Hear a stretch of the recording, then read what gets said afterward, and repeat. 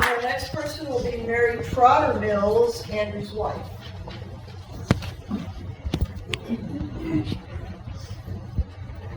You know, when folks our age get to talking and remember, sometimes we repeat ourselves. So you may hear some of the same information that Andrew just told you, but I'll do my best. One of the horse-drawn vehicles that in the caravan from Kentucky was the family carriage, and I, Mary Trotter Mills, traveled to Illinois in this conveyance along with one of my daughters and grandchildren. I'm the daughter of a Revolutionary War and War of 1812 veteran, Joseph Trotter, and I was born in Bergen County, Kentucky in 1780. Andrew and I were married in 1797 in the Cane Ridge Church near Paris, Kentucky, and you can still go down there and go in that church. It's been protected and covered up, and it's in beautiful condition. When we started our migration to Illinois, I thought we had 12 children, and I should know, but they didn't all survive to adulthood. Harvey, our eldest son, decided to stay in Kentucky when the family left for the Illinois Territory following his grandfather's death. His grandfather was Benjamin Mills. Milton, born in 1800, assisted with moving the family and the livestock. He later married Mary P. Brown, and they had 6 children. Elizabeth Jane, we called her Betsy, was born in 1802 when she married John Henry. Daughter Mildred was born in 1804, and she married a man by the name of Dudley, whose name now indicates Dudley Camp and Dudley Station. Minerva, another daughter, married Neilly McNeill, and they're right here in this cemetery.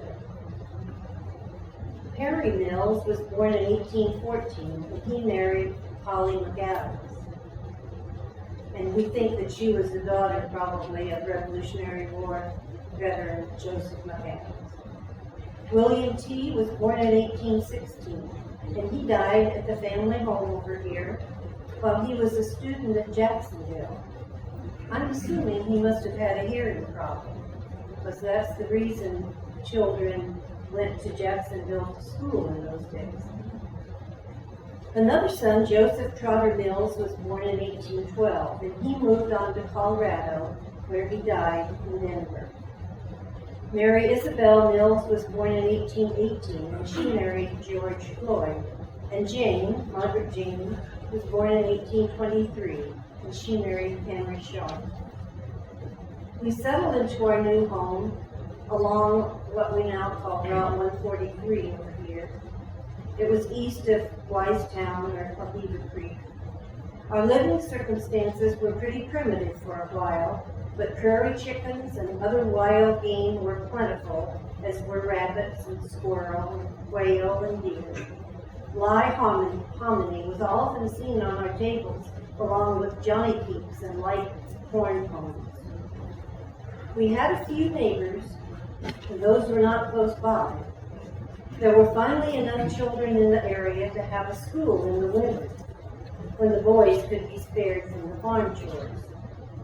One of the very first teachers was a Miss Nancy Floyd, and she later married William Harlan. She was the first lady teacher in the area, and she had a summer school, a small cabin with bare earthen floors. Many of our great-grandchildren have remained in this area, and for many years our descendants remembered us by holding an annual Mills-Trotter family reunion right here on these grounds.